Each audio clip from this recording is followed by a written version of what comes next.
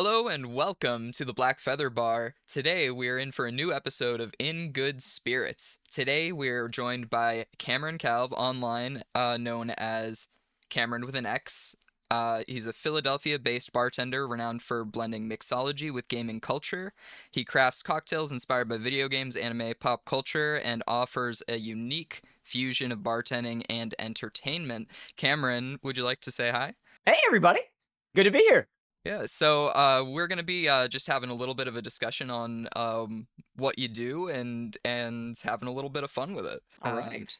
Yeah. So let's see. A little bit of like an icebreaker here. How did you come up with your handle, the Cameron with an X? Oddly enough, it is not as intense as people may think it is. I just think X's are cool. Going way, way back, I was in a German class in high school, and we all got German names. And the German name I picked for myself was Marcus. And I don't know how the X got in there, but I would always thought to myself, if my name had an X in it, it would be a heck of a lot cooler. So I basically slapped an X in my name, completely silent, which is the irony of the situation. Yeah. So it's just the same name. But that's where it came from. There's other theories out there that maybe it has to do with I was in a fraternity in college, and coincidentally, it's a theta and a chi, which looks like an O and an X, but it is completely no association. Yeah, all right, interesting. Yeah, I mean, like, hey, X's are pretty cool in names. I should know. Um, Coming so from a Max, I can see why. yeah, exactly. Now, so how did you get kind of the idea of blending like the side of you that's into video games and the side of you that's into cocktail making? And I guess how Mhm. did you get into each of them individually? Yeah, so around COVID time, when we were all stuck at home, started streaming because a friend of mine was streaming at the time, and I kind of got into it too after the fact. And one of the games that I played originally, a game that I look back on very fondly as a bit of nostalgia, is one called Valhalla or VA11 Hall Dash A. It's described as a cyberpunk bartending action game. And as I was playing the game, I thought to myself that, as I was streaming it, I might as well make a little drink for myself. So I mixed a little, I want to say I made a Negroni or something on stream at some point as one Hmm. of the first things that I did. And I was like, I have a hobby for performing, which became streaming. I got a hobby for cocktail mixology, which kind of started in college. And I thought I kind of went back and forth between games, cocktails over a couple of years before finding a way to kind of blend the two together to make sure that all of my hobbies kind of had a space behind the camera. Nice. Yeah. So you were streaming before you um, started kind of implementing the dual setup here, Yeah, they kind just of doing the video games. existed together since the beginning of streaming. I had been doing like very basic cocktail work, collecting a bottle collection for about a year and a half before streaming. So technically the mixology came first, and then the streaming kind of like squeezed in after the fact. Yeah, yeah, I can totally get that. I mean, like for me, it was a very similar kind of game and probably a similar-ish timeline for when I really like started leaping into the content creation side of it as well. Yeah. There used to be a lot more video games. I'm kind of missing that part. I want to get back into that.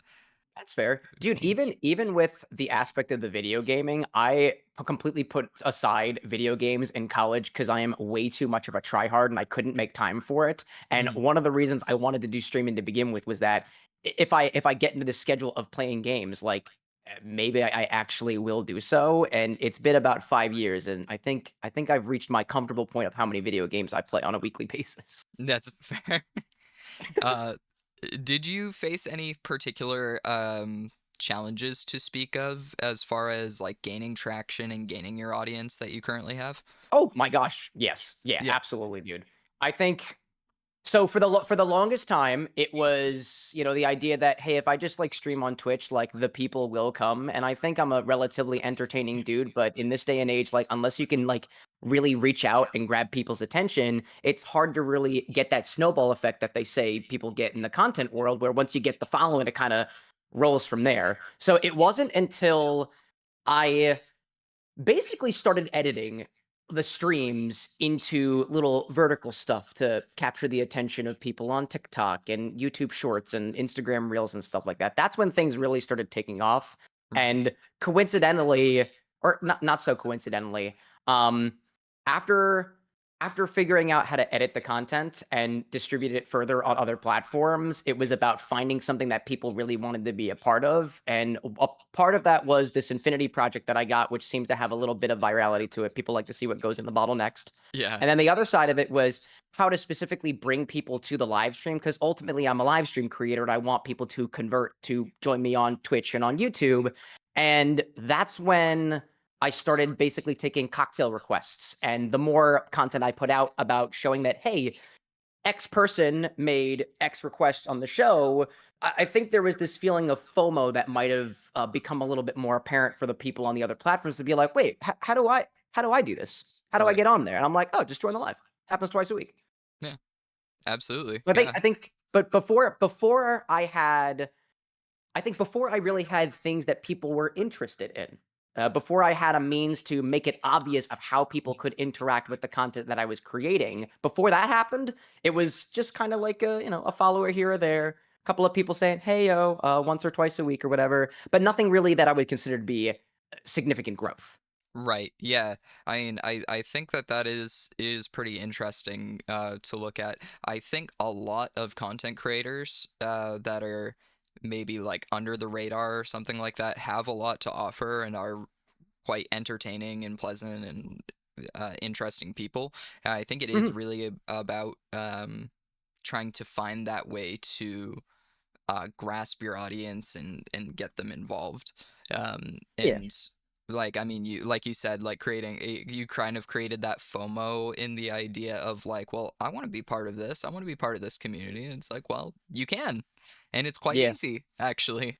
So, Yeah, and um, I think even more basically than that too, like, a while back, in the beginning, it was just basically streaming to one platform at a time, and it had dawned to me that, if everything that you do is like a roll of the die, if you yeah, had more dice in your hand, it's more likely that you're gonna get the outcome that you want. So if right. you I thought of multi-streaming on other platforms as multiplying the output, making an edit from the stream as multiplying it to various different platforms. So essentially, it's a numbers game. The more you put out there, the more likely it is for you to get discovered. Yeah, that's absolutely true. That seems like the case as well. With that multi-streaming capability, did you have to like upgrade quite a lot of your equipment to like have the capacity to do that reliably? Not too much. It was just a plugin on OBS. The more difficult part became creating a vertical slice of the stream in Right. addition to the horizontal normal slice of it, and that was basically just another plugin. But I did have to rearrange some things on OBS. So there's technically three outputs, but there's only two aspect ratios. Yeah. But it's basically just two plugins. Oh, okay, that's pretty interesting. I mean, you have a very interesting setup right there where you have a bar and your like computer setup all in Yeah. that same place right there. I found it very interesting. Obviously, if you can stand there and play your video games, but then you can also be like, well, we're also at a bar top, so I'm going to put that aside. I'm going to pause the game. We can Yeah. do cocktails right now. It's a The very neat this setup. as this aspect of it all, being together kinda came a little bit later. For the longest time, I had 2 angles, and when I very Mhm. first started out, I had an angle at my desk, and I would actually take this camera and I would turn it around 180 degrees, to face a folding table that was my quote unquote "bar" at the time. Flash forward a year or 2 later, we managed to find this, TV entertainment center that somebody in Jersey was giving away for free. All we had to do was get it back to Philadelphia, Yeah. which we did. And so I still had a two camera setup until one day I was like, if I just attach two monitors next to my bar, couldn't I just stand behind here and not have to have multiple angles? So I actually have four monitors set up on my computer. Two of them are over here that I can look at when I'm at this angle, and the other two are over there where I can sit down and do most of the editing that I have to do in a day. Oh wow, jeez, yeah. And is it like a phone or something you have set up for the cocktail angle you've talked about multiple times when you want to get like a close up on your Yeah, drinks? actually. Yeah, It is just quite literally just I think this is a Google Pixel 4 or yeah, 2. It's just attached, and I have an app that runs called, I think, AirDroid or something, yeah. that you can pull into OBS just like a regular camera. Okay, yeah, there you go. I mean, that's very interesting. Yeah, I try Neat to make the setup. most of the resources I have, like spare monitors laying around, spare cables, or spare cell phones and stuff. You I gotta like love to the say that switching the up. bar with an X has a budget. It does. Yeah. And things are quite literally held up with duct tape and dreams. Yeah, absolutely. I mean, it's definitely a thing where you got to use what you have. Like I was showing you earlier. I mean, like my green screen that I have behind me here. This Yeah, is just a big green like sheet of felt that I bought from Joann's Fabric for like $8. nice. Was that when they Like, were closing? yeah, it was somewhere in there. Yeah. The Yeah. deals, dude. Oh yeah, man, like great deals. That's it. How do you balance creativity with making a balanced cocktail when you come up with ideas? I think so what I like to do when I'm making inspired drinks is I try to find as many tiebacks to the character or concept as I can to realize them as a drink ingredient. So Mm-hmm. one of the ones that let's see. Trying to think of a really good example here. I find that a lot of times when people are making inspired drinks, a lot of times that they pick an ingredient and try to rationalize that ingredient for the character that they're covering, right? So, honestly, the best example I can give you this is go to ChatGPT and say, make a drink for literally any character, and it'll say like, we've picked tequila or we've picked mezcal for this character because mezcal is mysterious, it's smoky, it's pointed, just like this character is. And I'm like, yeah, but like I could tell you that absinthe is mysterious too, right? I could say Yeah, that the right. whole evolution of gin is a bit mysterious in a way, Right. or the moonshiners who are going under the law, that's pretty mysterious too. It's like a lot of times we are picking. A lot of times folks will pick a recipe. Excuse me, they'll pick an ingredient and like find a way, like force it to fit into the puzzle that is a character, as opposed to going the other way around. Right, So to right. try to like how that's forms as balance, I think there's some ingredients. Actually, the concept that I've been playing around with recently is the idea of ingredient or flavor motifs. So, for example, like if you got a character that has a bubbly personality, like they're very Mhm. up and spry, you could realize that as a bubbly beverage. Right. But let's say you have a character who is of royal background, and you could realize that motif of royalty as champagne because you Mm, take a cure, upgrade it to a cure royale, you could call that regality, right? right. In terms of how that is, I don't know if I'm actually answering the question of whether that finds balance or not, but whatever tiebacks you can find to realize in a drink form, there's going to be stuff around that is going to be used for making like a balanced cocktail. So, if your character or concept really likes candy, a lot of sweet things, so you shove a Mhm. bunch of candy infusions into vodka or tequila and you make a sort of Long Island thing, it might taste kind of gross and muddied up, Mm, and maybe a little bit of lemon juice could be added in there to balance out the sweetness. Now, nothing about a character would imply like lemon juice, at least in this example, but you add that in and around the things that specifically have tiebacks to whatever you're trying to embody as a drink to make the drink taste good.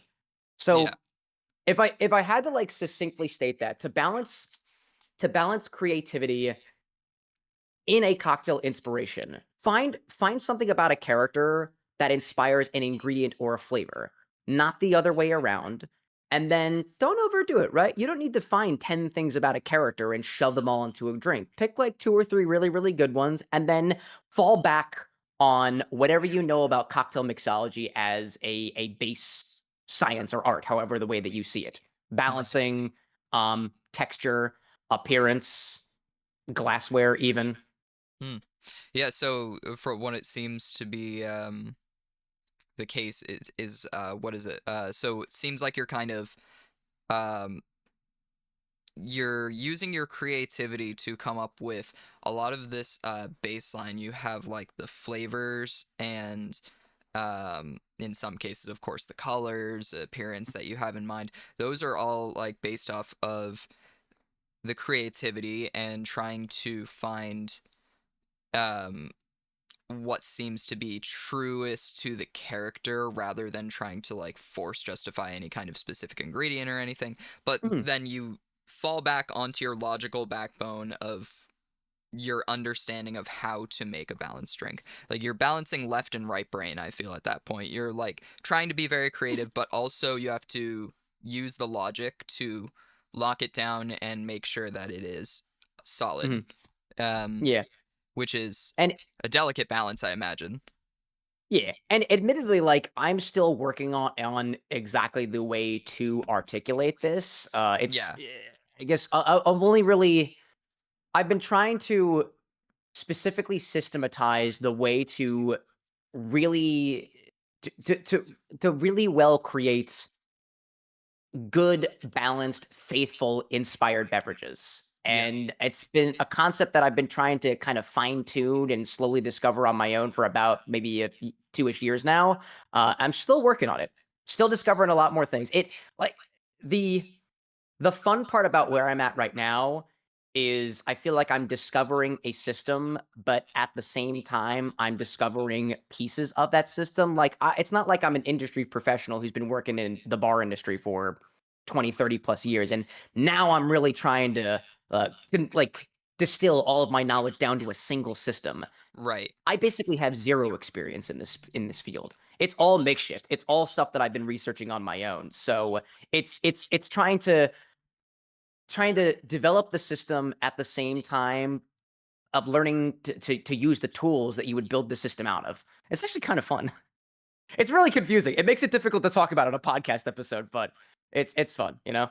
Yeah, no, I mean like it's a very in-depth procedure that it's difficult to try to distill it down to one particular thing, obviously, and that's where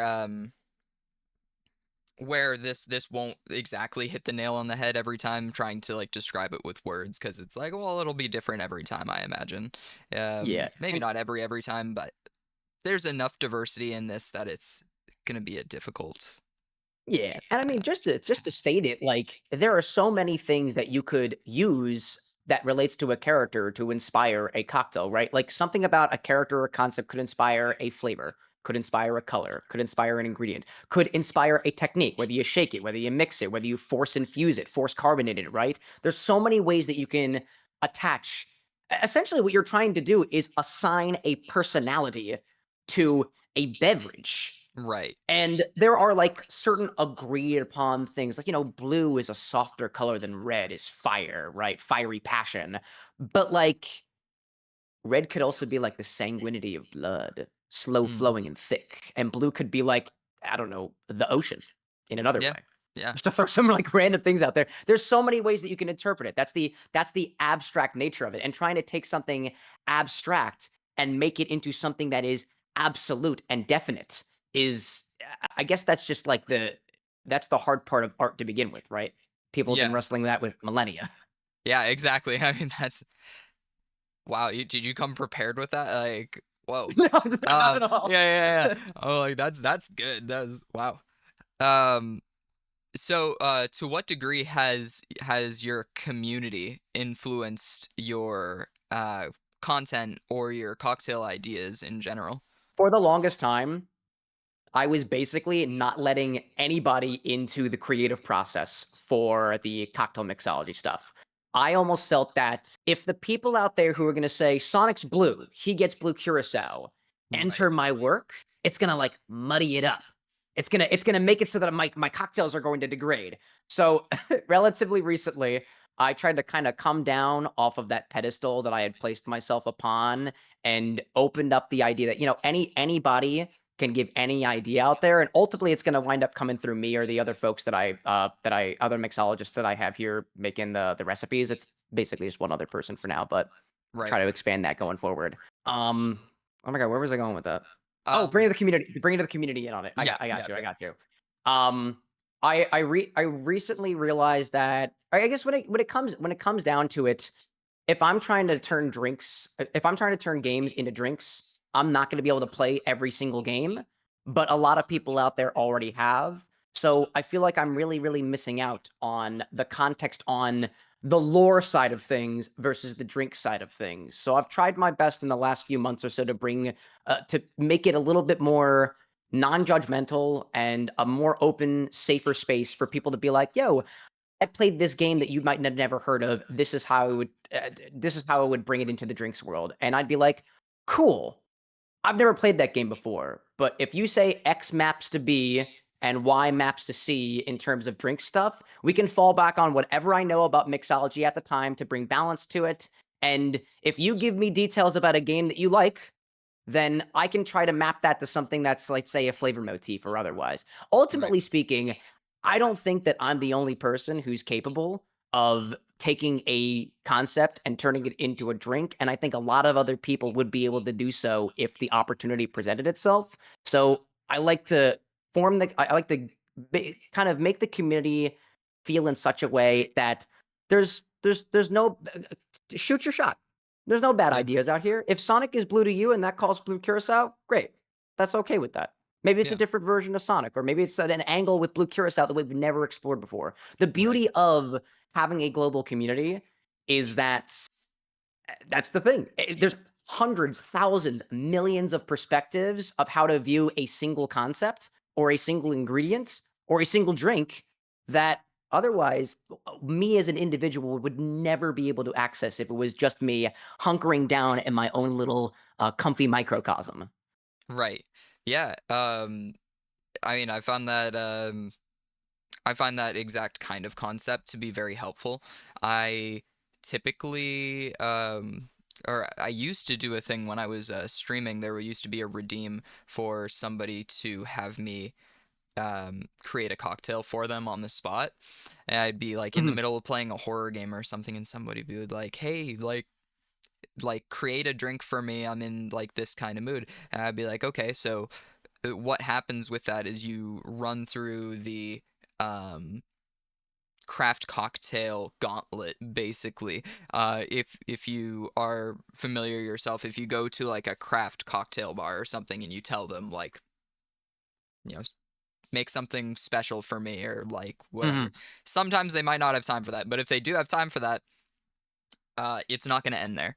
You're going to be like, can you make me something off menu? And they'd be like, okay, well, do you want something sweet, sour, spirit forward, Mhm. um, bitter?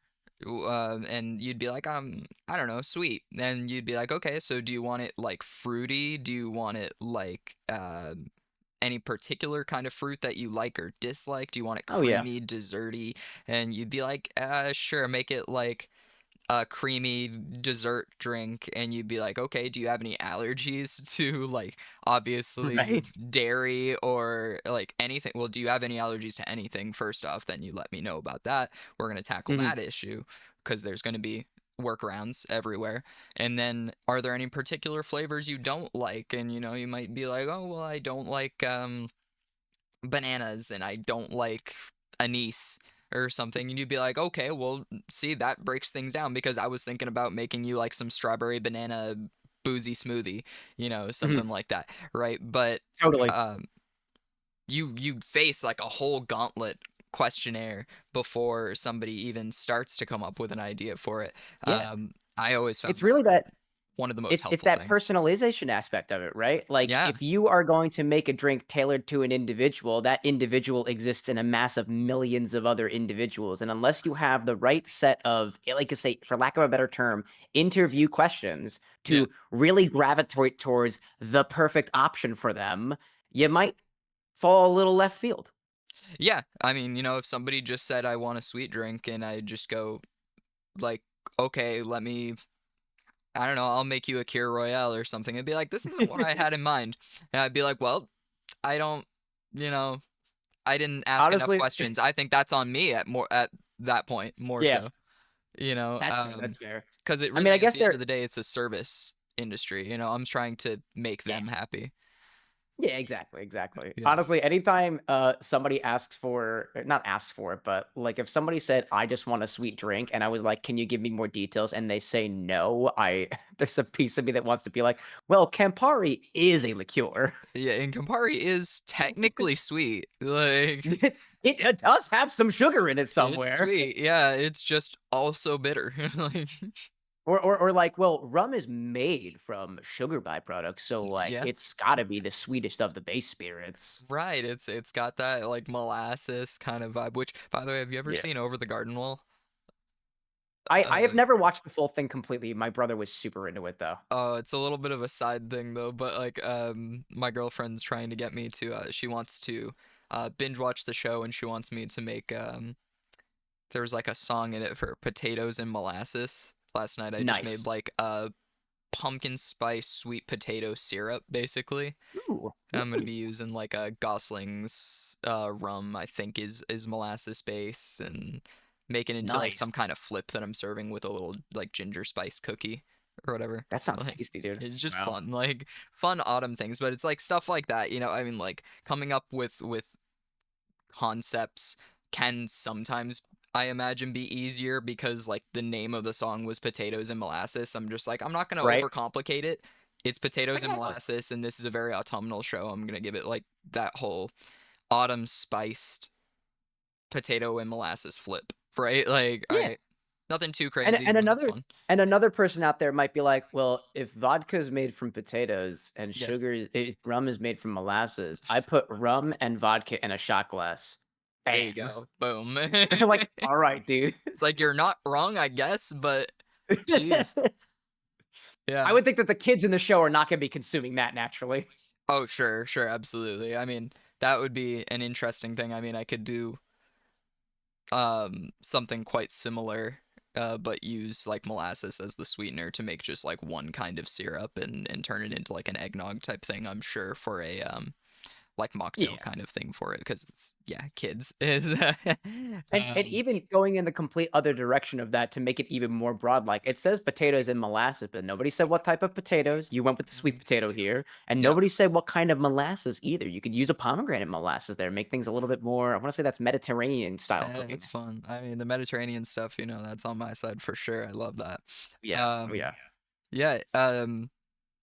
What kind of advice do you think you would give to other bartenders who are looking to expand their own social media presence? Honestly, just start.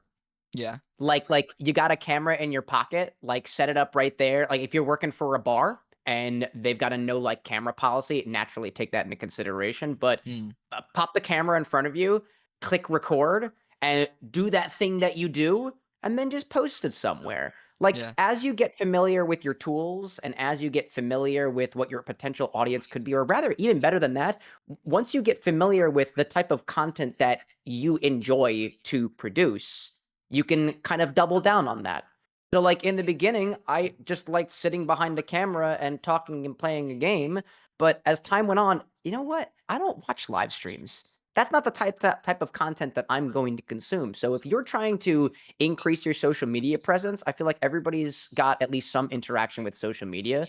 Think about the stuff that you really like to watch, whether that's short form, long form, live streams, and come up with a way to incorporate that into the thing that you were trying to share.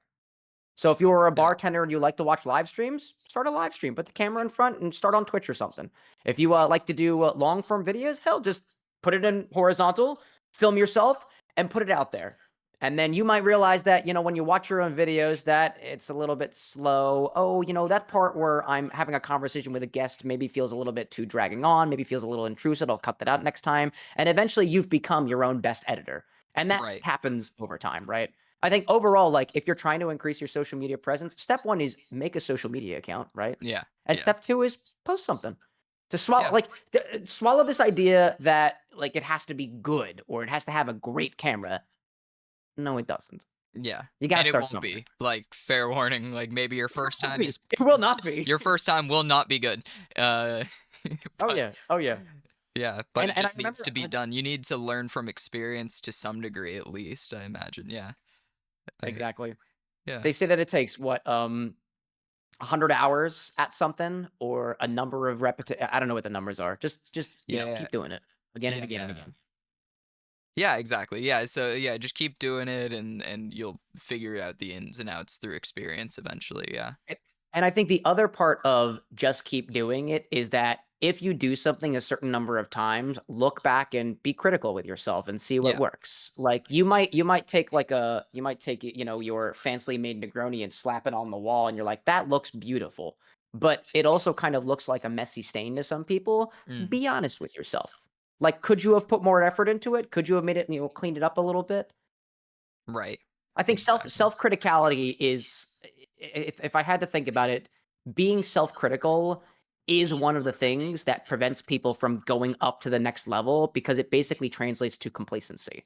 But Mhm. if you've been posting for 2.5 years and you haven't seen any growth, for example, there's there might be one thing you can tweak or a whole brand profile that you can change up to Right. try to get the growth you want. And ultimately, hey, if you're gaining a couple of followers a month or a couple of followers a year and you're satisfied with that growth, there's nothing wrong with it about it. There's this growing philosophy among creators now that says that the follower count is not necessarily the measure of success because if the quality of your work is really high, you might have a few hundred followers and you can still get, like converts to leads or get like business propositions, stuff like that.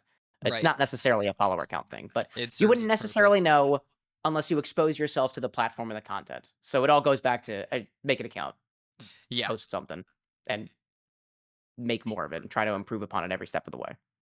Yeah, yeah. No amount of trying to like perfect your prep is going to compare quite the same to just do it.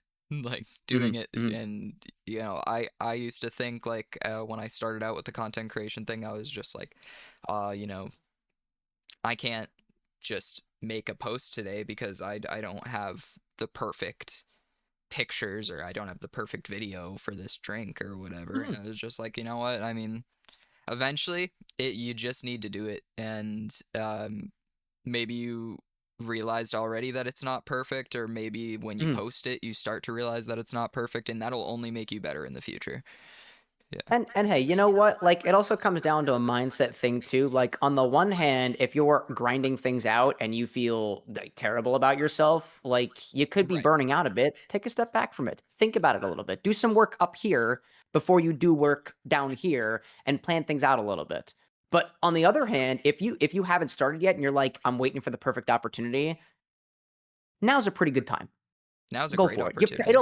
it'll feel pretty awkward, but it all felt awkward at first. Heck, we were all crawling before we had a chance to walk. Yeah. And personally, these days, I don't like crawling. No, mostly. Mostly. Mostly. Okay. Um. All right. So we're getting quite kind of out here towards the end. I just wanted to ask maybe a couple more questions here. Let's see. Go for it. Where do you see the intersection of bartending and content creation going in the next few years? Do you Yeah, see any kind of trends that might lead themselves into changing the social media bartending presence? if anything, like social media, I believe, is a reflection of like us as a humanity, us as a species. It gets a little bit like a little bit it's grandiose there, right? But if if the appearance of there is a certain outward appearance of bartending on social media, and I think a lot of what you see with that is this flair forward stuff, these very pretty neon drinks. And then the perception of that stuff, which you could realize as comments or like versus dislike ratios. If anything, the intersection of bartending and content creation going forward is going to I feel like on the one hand, if you are a bartender and you are observing how people are reacting to your bartending, you can use this as a means to influence how you are going to shift your bartending program or shift your mixology, right? To see what the people want, while also checking in with yourself and being like, if the people want less alcoholic drinks, but it's probably not a very good example of that. If the people want neon bright drinks and artificial colors, and you're like, we just don't do that, like, maybe that's not the maybe there's a middle ground, right, to be Right. had at. Actually, can I ask you to repeat the question? I wanna Yeah, make sure I'm answering absolutely. I this can right. fully repeat it. Yeah. Let me see. Yeah. Where do you see the intersection of bartending and content creation going in the next few years? Overall, I feel like I don't know.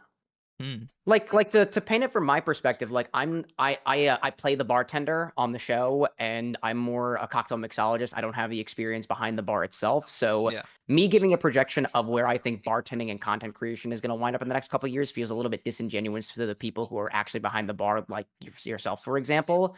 I would hope that there are more examples of bartending at it as it exists, not in the vogue, not in the flair side of things, because a Mm. lot of the I think that most of the bartending that happens is not fancy flaming cocktails with bright neon blue hues. I think a lot of it is just you walked into a bar, you said nothing, and within seconds, your favorite drink is right there in front of you. And there's a Mm. lot of stuff that leads up to that moment, and I don't know if content creation, the way that it exists in the millions of followers way, can represent that accurately. It's a But difficult honestly, thing, yeah. I'd love to throw it back in your direction, having had some behind the bar experience. Like, what do you see? Yeah, I mean, I completely agree with what you were saying, where you said, I don't want to misrepresent, but in essence, that um, I don't think that social media can properly replicate the idea of um, the service industry as it operates. Uh, Mhm. as I mean, I could open up my phone and see like, oh, that's a cool drink right there, but it's not going to be the same thing as like when you walk into your favorite bar and you see your favorite bartender. It's creating, you have that community kind of sense there, Mhm. which I think that you capture a bit at least of the community sense with your streams, which I think is great. I Um, appreciate that. and then, but obviously, you're not physically being handed like that Long Island iced tea after a long day of construction work where you're just like, I'm tired of everything and I just want to Oh, yeah. like relax, have a good time, have this drink and Yeah. chat it up with some friends and stuff. And we can capture some essence of that. And I think to a degree some of what we do is um there's a reason we give all of our recipes out and present um, tutorials for how to do it is because maybe I can't be in Pennsylvania, for example, to hand you my like hibiscus coconut Negroni or whatever, Mhm. but I can show you how to do it. And while we're still involved as a community, we can still um, make it together and we can almost try to mimic the idea that we're face to face and we're Right. having a good time, having that one beautiful drink after a long day. I think at the end of the day, the service industry is a service industry, and it's difficult to do that as a content creator to provide the same type of service.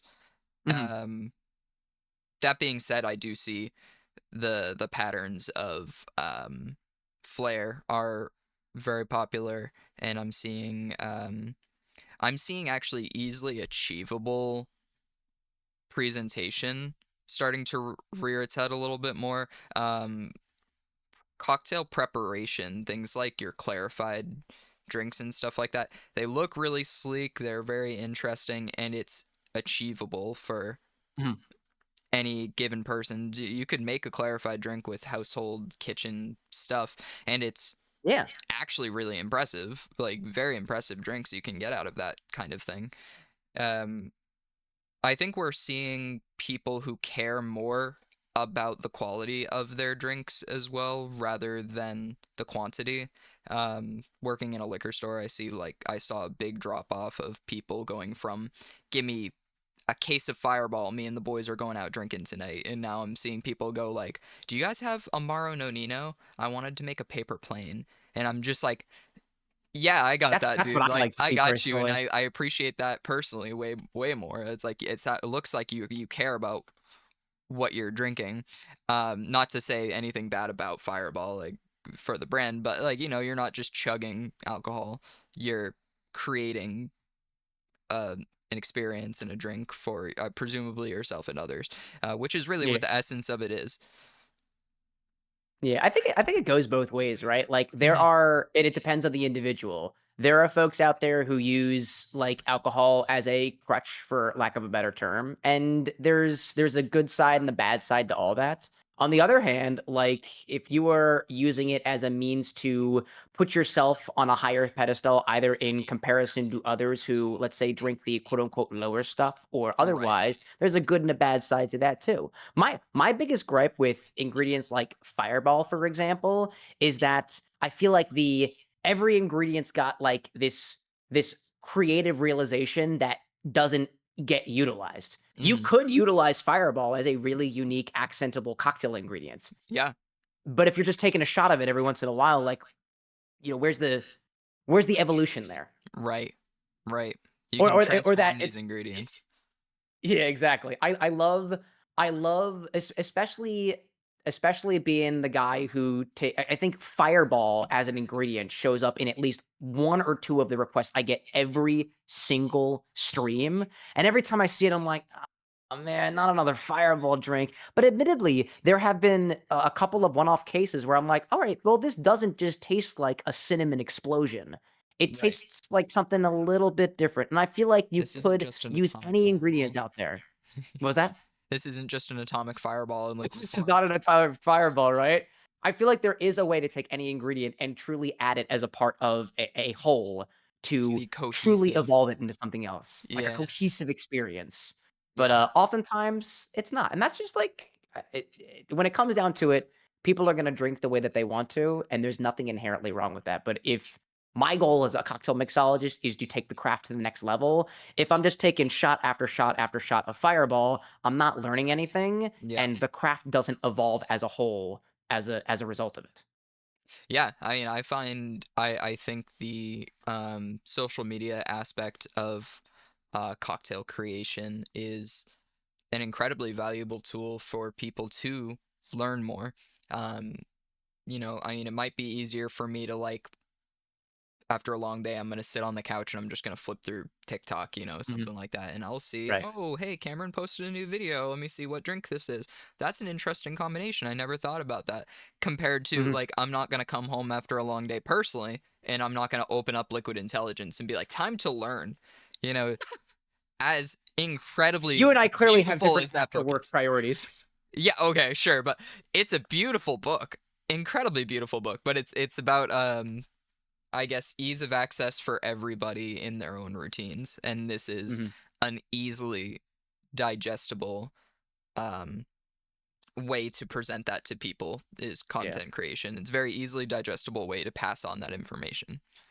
And oddly enough, I was reflecting a bit more on your question from earlier about Yeah, how the bartending space is gonna evolve with content creation in the future, and the thought that occurred to me is that at the end of the day, social media is a free way to advertise too. yeah, So I think another shift that's gonna happen is we are going to find the next level of or like the next generation of spirits in vogue are going to be spirits that are all over everybody's For You page. It yeah, might not be the Fireball. It might be some other, like, either it could be a brightly colored new liqueur that does or does not taste like cinnamon. It could be this pristine quadruple distilled vodka that is distilled from the most unique ingredients like peas, for example, that yeah. hits the scene. Oh, Empress. But I I feel think like it Empress did a huge hit with that. Like Empress was all over and still is pretty all over a lot of yeah. social medias because it's a And unique, beautiful ingredient. yeah. Like, And yeah, you're right. It's happening right now. Like, yeah, it's the beautiful ingredients with the enticing backstory, or even the ingredients that for some reason you just see everybody's talking about it. So yeah. if everybody's talking about this new bottle of vodka called Fidos, why don't I have a bottle of Fidos? FOMO. Yeah, exactly. FOMO. Yeah. I think that is a big And direction that we're moving in. and I'd like to think that optimistically, the stuff that you're gonna see in your feed is going to overall make things better, better bartending, better mixology, better pizza. But Better pizza. pessimistically, I feel like it's gonna be about who puts the most money into advertising, specifically Sure. with content creators too, which is what I would like to see. I'd love to get a little bit of cash to push your product, right? But Yep, yep, that's yep. a far off goal. Well, that's exactly it. I mean, like, yeah, sure, absolutely. Pass me some money. We'll talk about what I do like is I've seen certain content creators like have you watched How to Drink before? Do you know Greg? Oh yeah, dude. Yeah, I like love Greg's Greg's great, content. but I love his content. Um, but I do particularly like the he does not um push product, I guess, that he doesn't believe in. Yeah. I've seen him do like, for example, he had a video about the Bartesian or whatever, like the Mm. Keurig Oh, the maker machine, for right? like for cocktails. Yeah, he Yeah. was just like they sent this to me for free to review on my page, and then he like poured stuff, and he was just like, "This makes a garbage margarita." Like Mhm. he's just like, and I'm not gonna hide it from you guys. They paid me to make a video about it, and I'm gonna tell my honest thoughts about it. Oh my gosh. I personally, I like to see that. I'd I don't like like to the see it. idea of the brand You being like, have "You to better say represent us something good about it," positively. right?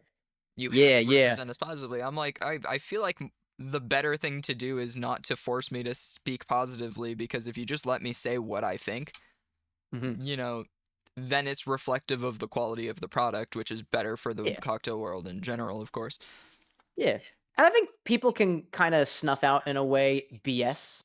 Yeah, yeah. It was funny, I was looking on Amazon the other day, and I was trying to buy, ice cube trays because the ice cube trays that I had, I bought 2 years ago, and they're starting to crack, they're made of plastic, and I was thinking about upgrading, and what I really appreciated about but the AI overview was just like, "Yeah, people like the design, it comes out relatively easy. Only downside is people tend to complain that they start cracking after about 2 years," and I was like, "Exactly!" You're like, yes, yes, And that's and what's honestly happening. and honestly, I don't want you to try to sell me an ice cube tray that is going to last forever. I Yeah, would rather you tell me right up front, "This is probably gonna last you about 2 years, but you're paying $3 for it, so is it yeah, worth and it it to you?" works. It does the job. Yes. You Yeah, know, exactly. exactly. I like that. Um, Yeah. all And right, I so think on the other side too with the content stuff, right? Like, yeah, for the people who aren't getting paid to push the product, people are gonna buy it because somebody who was paid to sell you the product made you feel FOMO about the product, and then you're gonna get the product, and it's gonna lead you to give an honest review because you feel like you were cheated, for lack of a better term. So I yeah, think I mean everything winds that's up it. coming full It'll be circle anyways. reflective of the content creator. Yeah, if I accept like a promotion for a product and I tell everybody to buy it, but it's awful, Yeah, that'll reflect poorly on me. yeah. People I've won't even trust thought me about anymore. That's how I do it with because I currently work as a manager of a liquor store. Actually, I have to get going yeah, here in like a half hour, something like I that. got But you. um that's how I approach it. We have a couple of other managers that will just kind of push things to people. Yeah. Like people will be like, "Hey, do you have any opinions like how good is this particular bourbon?" They'll show you a bourbon Mhm. bottle and they'll be like, "Oh, that one's good. It's aged like 3 years, so it's probably pretty good." But this one's aged 6 years and it's 20 more dollars, but it's really, I mean, it's double the age, so maybe you should try this one. And I like when they're Yeah. done with those interactions, I have no authority over them. Like we're equal or they're higher Mhm. positions than me because they're managers as well. Right, And right. I'll be like, "Hey, can I talk to you for a second?" I'm just be like, let's be real here for a second. What the fuck was that? Like, you didn't know what you were talking about to them, first off. And it's okay to say that to them, to say like, Yeah, "Oh, I'm not super familiar with that brand, but I could yeah. make And some people, they general don't know predictions things. for you." I think it's so much better to be genuine because now if this is a person who's just in the same town as us, they're gonna go home, they're gonna drink that bourbon, and they're gonna be like, "This really wasn't very good, and I paid an extra $20 for it. Mhm. They told me it was good over there." Maybe I don't trust them very much. Maybe I don't trust their Yeah, opinions very much. yeah. Where I as opposed, I could be like, "I'm not familiar with it very much. It's a little bit more expensive, so you might be taking a risk. However, X quality about it, Y quality about it, it might fit yeah, better if you like this idea. I can't make any promises. As I've said, I've never tried it." And then if they yeah, buy it, they're like, "Well, that's on me. I took the risk." yeah. And I mean, I can only speak on behalf of myself, but if I were in a similar situation and I realized I paid 20 extra bucks because the dude at the liquor store told me it's more worth it and I didn't agree, I'd much rather know that from the front. Honestly, I'd much rather Mhm. the person be like, "Hey, I get a commission if I sell you this bottle, Oh, and yeah, I'm yeah, gonna we try to don't even work have to that earn my too. commission," right? And Yeah, I might be like, "Maybe I like you, man. Maybe I will pay the extra 20 bucks and you get a little bit kickback from that." But, like, yeah, even when you're a creator and you have an affiliate link, you're supposed to be honest about that stuff, and for some yeah. reason, our local liquor store can't hold themselves to the same standards. Right, and they're Wacky. not even earning commission. Like, I know, right? like, dude, you don't even get anything out of trying to push this product to this person Mhm. without knowing about it. Like, but I think a lot of them have kind of come to accept that kind of thing. Yeah. And I've become the go-to guy for a lot of the liquor side of it. The wine side, I'm still kind of learning quite a bit. But Wine is somebody will intimidating be to like, me, man. "Hey, I somebody I wants to." understand. What's that? Wine is intimidating to me. The I wine, I get you. I like it. I want to learn more about it. It's gonna take some Same. time. It's just so much. Yeah. But you could say the same about spirits too, so Yeah, absolutely. I mean, but somebody will come up and ask one of my cashiers or something like, "Hey, what do you know about Japanese whiskey? I want to pick out a good gift for my father-in-law or whatever." And they'll be like, "Oh, Max, can you come to the front?" Like, you I've just you become slide that up with your person for that. Campari hat on, you turn it the other direction, right? Let's talk Japan. Yeah, like I'm like, "All right, let's talk Japanese whiskey because I know way too much about three things: Japanese whiskey, gin, and chartreuse. I know There we go. too much about these things. Like it's painful." Um So yeah, I just find it good to be genuine, of course, and that goes for both in the workplace and in the content creation. So that's Mhm, something I think we mhm, both agree on. I think we're both pretty genuine people with our content. yeah. Just from Honesty's my the best observation. policy, Yeah. I think. What's next for Cameron with an X? You got any big plans in the future? My goal right now is Yeah. to find a balance between the stuff that is working, at least from a numbers perspective, which is the show that I've architected right now with the drink orders and the Infinity Bottle project, Mhm. and the being able to actually be a cocktail mixologist and bring some more original drinks into the world. There's a lot of moving parts that bring all the things together, and sometimes I lean into one and back away from the other. And what I'm trying to push right now is I've had a goal since the beginning of the year to make more original recipes, and I've fallen behind on that because I got sidetracked by the things that were more viral. So I'm Mhm. trying to bring things back into my own court and be a little bit more creative and admittedly spend more hours on being a cocktail mixologist instead of a content creator. And Mhm. then, take the work that I'm working on and showcase that during the show to show the aspect of the craft that, I don't think the workshopping side of things really gets a lot of time behind the camera. So I'm trying to make more time to bring that to the forefront because if I'm gonna call myself a mixologist, I better well be doing some mixology.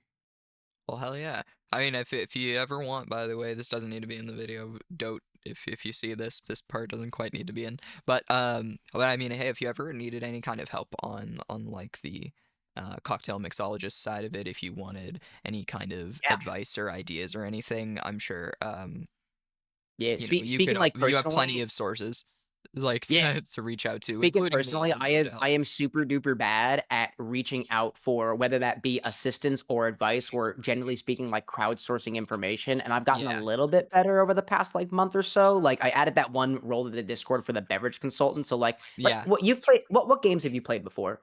Like, games that you're Um, really passionate about? Yeah, I mean, like Legend of Zelda, Devil May Cry, There we go, um, there we go. yeah, I'm big on those kind of things. But So, like Borderlands, so, I've like played a lot, you know. So, like, I one of the most requested games on the show is the Borderlands series, and I know Yeah, basically 0 about it. So, yeah, if I can think more to the, because I've been kind of flying by the seat of my pants recently, but if I can think more long term about, "Hey, I wanna do Borderlands cocktails that are faithful and balanced." Excuse mhm, me. I wanna reach out to the people who I know are, like, Borderlands folks and be like, "Hey, you know about this game. I don't. I'd like yeah, to play it, but I wanna come into it with a drink that is already faithful from the start without having played the game myself, and that it can't be done with one person. I know mhm, that logically. So, I'm trying to get better at reaching out to the folks who are honestly interested in it, because I know I'm not the yeah, only person interested in it. So, if we can all bring people together and give credit where credit is due too, right? Like, yeah, yeah, we I don't think that I don't want this image to be like there is one cocktail guy and he's making all the drinks because that's right. not accurate. I Yeah. don't think it's accurate in the long terms of things. Like, I don't like the idea of he's the celebrity mixologist. Like, nah, dude. Like, everybody's got ideas. Yeah. Some of them are good, some of them are bad, some of them taste bad, some of them taste good. I don't know, but let's for the people who know the stuff, like you and I who have done like cocktail mixing work before, let's take that burden on our shoulders and be the arbiters of, at the very least, like what seems to be a balanced cocktail. Because Yeah. I'm learning more about that every day, and I think we at least have a good idea of what that happens to be for certain categories of drinks. Yeah. Absolutely. Um, But I digress. yeah. So generally in closing here, would you have anything particular you wanted to say to the Black Feather Bar audience? Doesn't Dude, need. Black Feather Bar, if you guys are creating cocktails, dude, I want to learn what you know. If you've got mixologists out there, people who are like pushing the boundary of the craft, I want to learn from them, y'all. Mm. I know I'm still green in this industry, and I want to learn as much as I can. So if the Black Feather Bar's got some information to pass along, whether it's through drink splitting or otherwise, hit me up. Yeah, that's the hope with like this things like this and my drink splitting series, absolutely. But series like this is what I was really hoping for, was to spread a lot of education, information, and passion with people. Um, so given with that, this has been In Good Spirits with Cameron with an X. We're going to include all of your socials in the description below, but generally, where can people find you? I got a live stream on Twitch and YouTube at 8 o'clock p.m. Eastern on Monday and Wednesday. We'll be playing a game, working on the projects that we got, the Infinity Project, and taking orders with whatever I've got in stock here at the bar. So pop in for a little bit, pop in for a lot of bit. I'd love to try your cocktail recipe on stream. Awesome.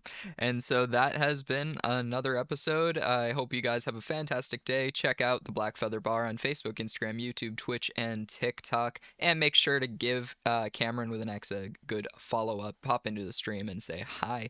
Hope you guys have a fantastic day. Bye. Pleasure talking to you, Max.